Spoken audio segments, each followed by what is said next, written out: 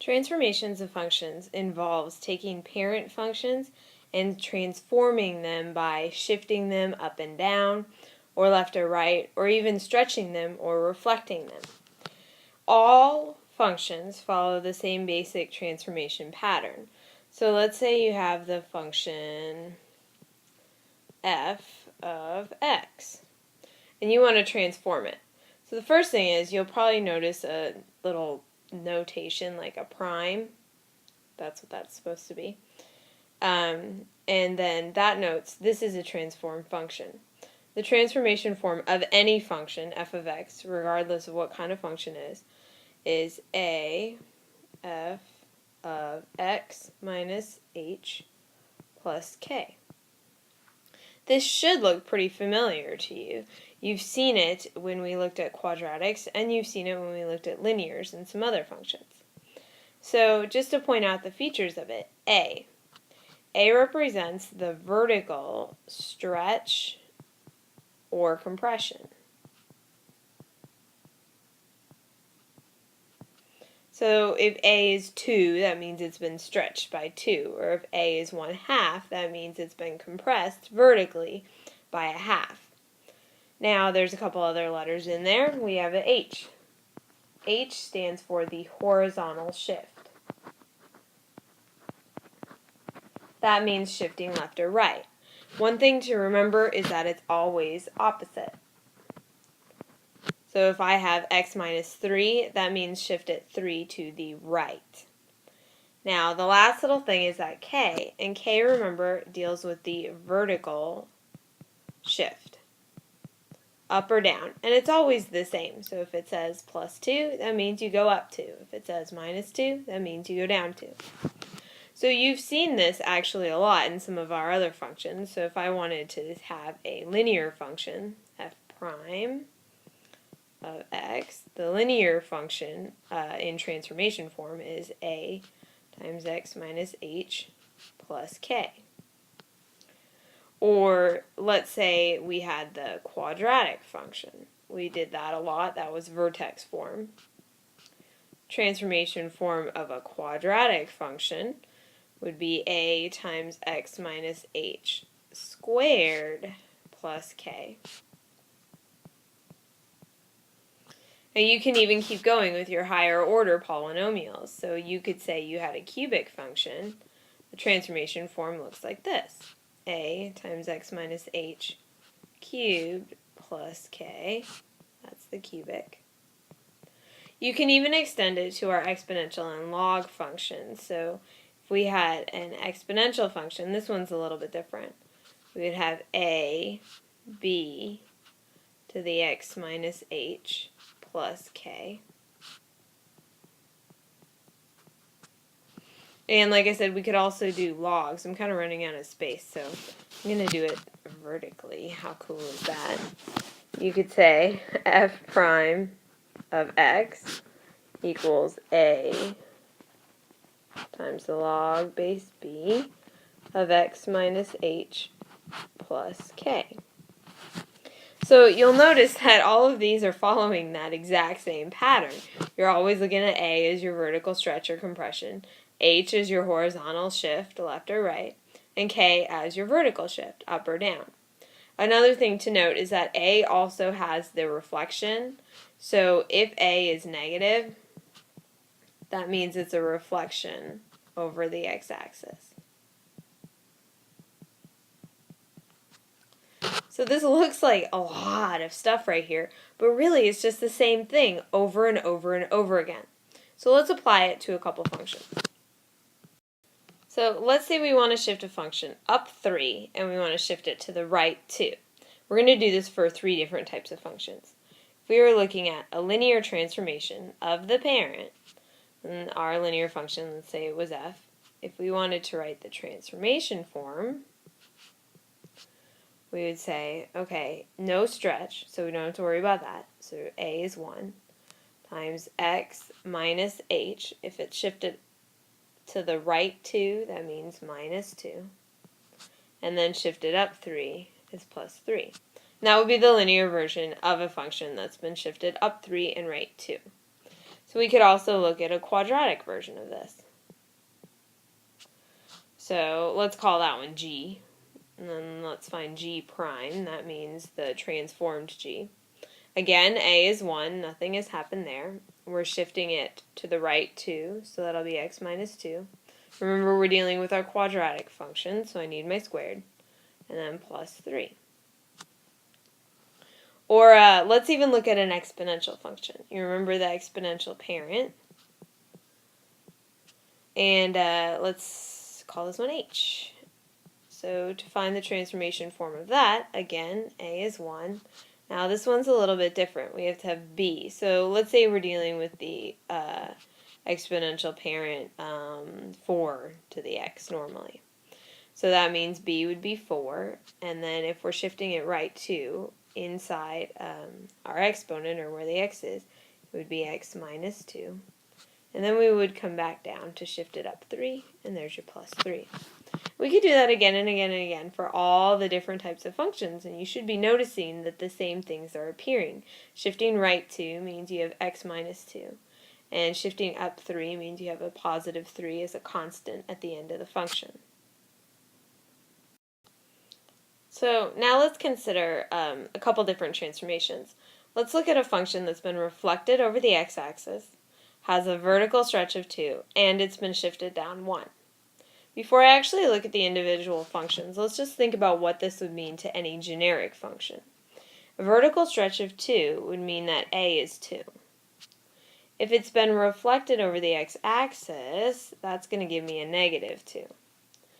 Then if it's been shifted down 1, that means that k is going to be negative 1. And that's the only thing that would change. So if we thought about this in the general sense, remember the general transformation form is a f of x minus h plus k. You can see that we can apply these transformations to even that general form. So let's do that first just to see what that would look like. That means we would have negative 2 to represent the stretch and the reflection, f of just x because it hasn't been shifted left or right, and then minus 1 represents that shift down 1. So if we wanted to look at some individual functions, we could have the linear function. Remember that the linear function parent is y equals x, so it's easy to do the transformation form. Let's call it g. That would be negative 2 x, you don't really need parentheses in this case, minus 1. Think about what that would look like. That would be a very steep line going down with a y-intercept of negative 1. So it sort of fits, as it should, with the transformations that we wanted to do. Let's look at a cubic version of this one. So the cubic function would be y equals x cubed. And if we wanted to transform it, again, we're just doing the same thing. We're going to have a negative 2. Don't need to worry about putting anything in parentheses with the x. And then a minus 1. And that would be the transformation form of a cubic that has a vertical stretch of 2. It's been reflected over the x-axis. And it's been shifted down 1. Now let's go the other way. Here we have a function that shows some transformations, and we want to describe what those transformations were. So we know that normally it's just f of x. Let's look at the changes that were made to f of x. We have a 3 out front, so that's a. We have a plus 4 in here for our h. We have a minus 5 out here for our k. So if we were going to describe these changes, well, let's think about what a tells us. A is positive, so it hasn't been reflected, but it is 3, which means it's been a vertical stretch, because it's bigger, of 3. So that means this function would be stretched out to be really tall. Then we have this h. And h is plus 4, so remember it's always opposite. So this shows a horizontal shift to the left. 4. And then we have that last bit k, and k is minus 5, so that shows a vertical shift And remember, this one's always the same. So this is a vertical shift down 5. We could do the same with any big old function. I could write all sorts of stuff out for you to figure out how has this been changed. And it would be the same idea. So let's say I was dealing with a quartic function. Let's call it g of x. And it's quartic, so normally g of x is just y equals x to the 4th. And let's say we had negative x plus 1 to the 4th. Now let's describe the changes that were made here. The first thing we have is this negative, or negative 1 if you want to think about it out here. And then we also have this plus 1 inside. So for this one, that negative 1, there's no stretch. However, since it's negative, that means that we have a reflection over the x-axis.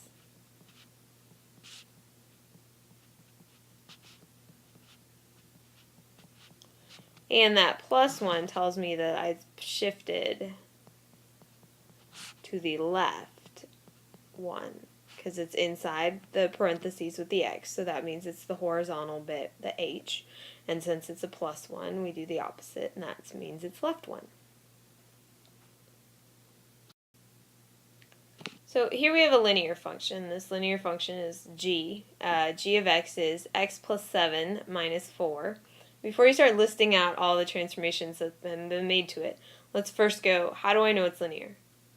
Well, if we look at what's with the x has a power of 1. There's no exponent out there. And so that means that it's linear. Right now you can see what transformations have been made to the parent, but I'm not starting at the parent this time. We're going to do things a little bit differently. Let's say we're starting at this function, g of x, and we're going to write a new function. Let's call it h of x. And h of x is going to come from a new function. If you compressed g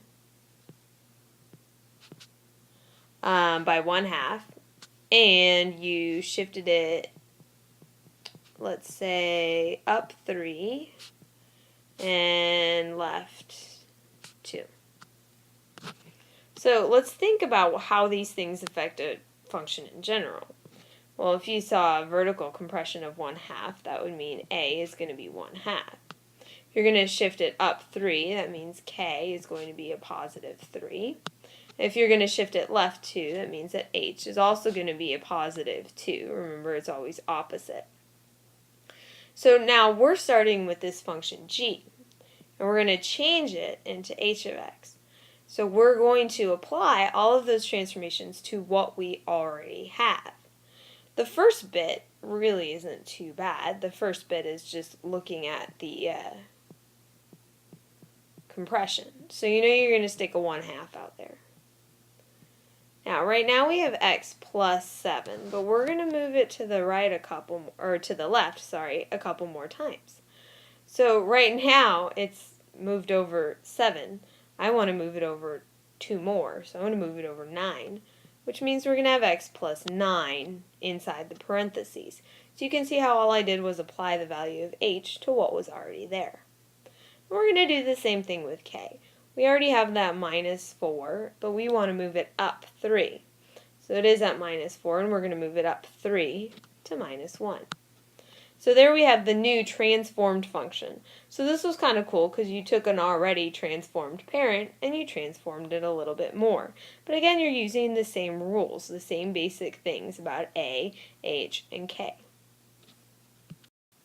We can also look at transformations graphically. So here I have this generic function that I've decided to call g of x. And it really doesn't have a particular rule that we can give it right away. We can't say, oh, that's definitely one line, or oh, that's definitely a parabola. But that's okay, we can still deal with transformations with it. I want to look at this not only in terms of the equation, but in terms of the graph as well. So let's think about doing a couple things with it. Let's think about reflecting this. And let's think about shifting it, let's say we'll go to the right 3, and we will shift it down 1. So we could write the function for this relatively easily. We know the reflection is going to give us a is -1. We know the shift to the right 3 is going to get us h minus 3. And we know that the shift down is going to get us k equals -1, or moving down 1. So we could go ahead and write the transformed function. We're just going to call it g prime of x. That's going to be negative g of x minus 3 minus 1. So regardless of what function defines it, that's how we would apply the transformations, or the transformation form to it. However, I want to do the graph. I want to change the graph a little bit. How are you going to go about doing that? Well, all you have to do is take each point on the graph and take it through all of those transformations. So I can see a few. I'm going to mark them with my green pen. And it's important to note that when you do your transformations, you always need to do your A stuff first. You need to stretch it, compress it, reflect it. Do all of that first, and then you can carry out the rest of your shifts. So if I were going to take this function and reflect it, I'm going to take this point right here at 6, 4. If I were going to reflect that over the x-axis, it would come down here to 6, -4. And then, if I were going to shift it to the right 3, I would move over 3 here. And then if I were going to shift it down 1, I'm going to pick a different color to help me out here. Pink. Alright, if I would shift it down 1, that's going to be my final point.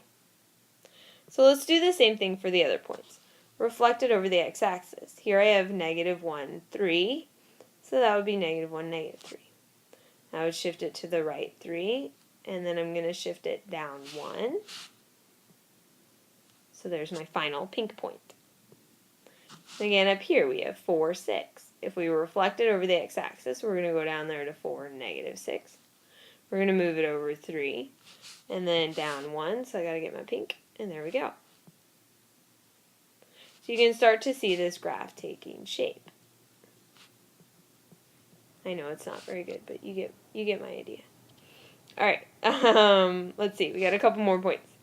I have, let's see, 7, -2. So now when I reflect it, I'm going up to 7, 2. I'm going to move it over 3, and then for my pink point, down 1. There's the next connection.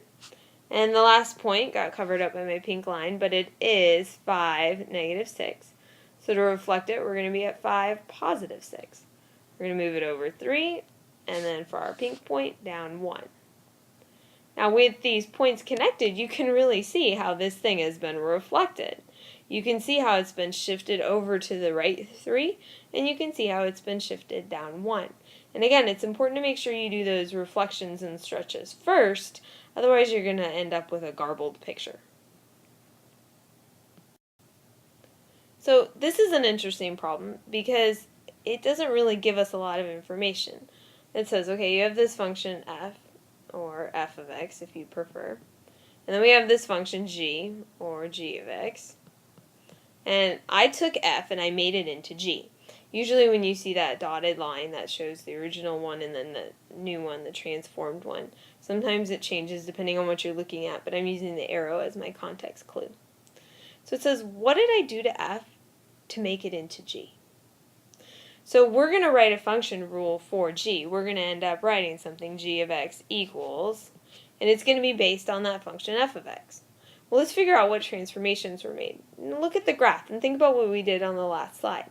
It looks like we haven't reflected it at all, and we haven't shifted it up or down. In fact, it looks like the only thing that's happened is we've shifted it over to the right. So if we count our little squares, it looks like that to the right is 6. So we have 6 units to the right. So now let's think about all those transformations. We can change A, we can change H, and we can change K. A, we didn't change A, so it's still 1. H, we did change H. We shifted it over to the right 6. And remember, H is always opposite, so H is going to be -6 or -6. K, we didn't change K, so K is going to be 0. We're really not going to have any changes there. So if you think about the general transformation form, the only thing that we're doing to this is changing the h, and h is in the parentheses with the x. So if we were going to write this function rule, g of x equals, what did you do to f? What looks different about f? The only thing that looks different about f is that it should be x minus 6 in the parentheses now. I'm not gonna write plus 0 for the k. It doesn't need to be there, but that just shows you could write it in, and that would show no change. So g of x is the transformation of f when you've shifted it right 6. So just sort of as a recap, I'm going to remind you guys that any function can be transformed, and the transformation form of any function is always the same. And when you put it into a particular format, if we wanted to talk about a quadratic one, we would say, okay, well, we have a times x minus h squared plus k. But you'll notice that the only thing that changed was that we defined f. We didn't do anything else to it.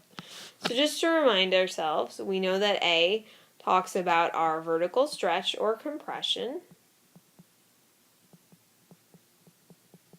So that's a change to the y value. We make the y values bigger, we make the y values smaller.